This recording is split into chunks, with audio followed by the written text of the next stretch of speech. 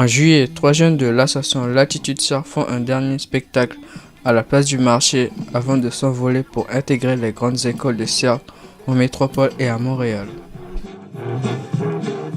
Le directeur de Latitude Cirque, c'était mon voisin. Et vu que j'étais pote avec son fils, et il m'a amené chez lui. Et ils avaient une compagnie qui s'appelle Zanzibar qui est venue en Guyane donner des stages. Et du coup, ils m'ont invité à le stage. Et il y avait un Italien qui marchait sur le fil qui s'appelle Simone. Et du coup, vu que j'avais déjà essayé, mon père il faisait du fil déjà. En fait, j'avais déjà fait une semaine. Après, j'ai continué parce qu'il avait vu que j'avais du progrès sur ça et tout. J'ai continué comme ça. Actuellement, ça fait 3 ans que j'en fais. J'ai découvert ça dans un site de découverte de la nature. Et j'ai rencontré Yann.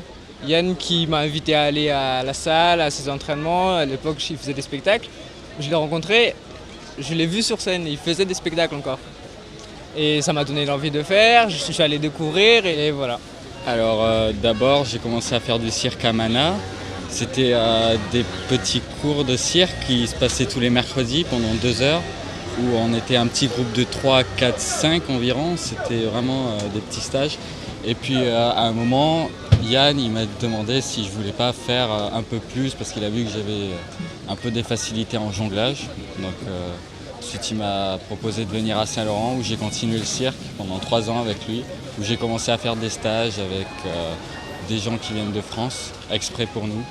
Au fil des années, ces 3 jeunes Guyanais ont travaillé avec acharnement leur mental, leur technicité et surtout leur physique. Il a fallu beaucoup travailler sa souplesse, son endurance, sa condition physique pour rentrer. C'est surtout ça qu'ils demandent dans les écoles préparatoires. Nous, ça fait 3 ans on est là. Au départ, on était 7. Des fois, on montait à 12. Des fois, on était 3.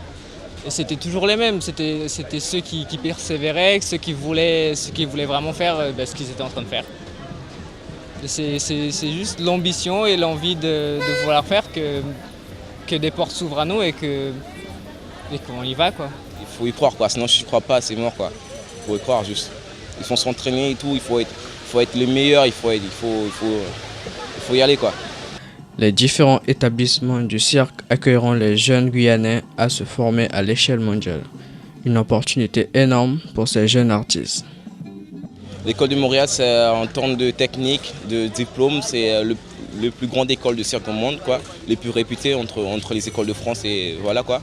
C'est le plus connu aussi. Et du coup, c'est voilà, quoi. C'est un honneur de rentrer dans cette école déjà. Voilà, quoi.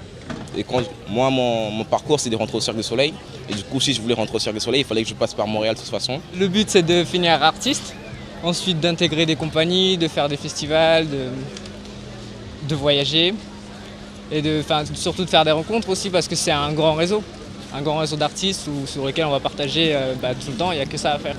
Moi je dis qu'il faut voir ce qui va se passer dans l'avenir. Après c'est sûr qu'on va se retrouver parce que c'est un petit monde le cirque. Donc c'est sûr qu'on se reverra. Et je m'en fais pas trop. Si on doit amener à retravailler ensemble, on le fera. C'est tout. Une carrière qui débute après des années en formation. Un exemple à montrer à la jeunesse guyanaise qu'à force de travail et de persévérance, on peut réaliser ses ambitions.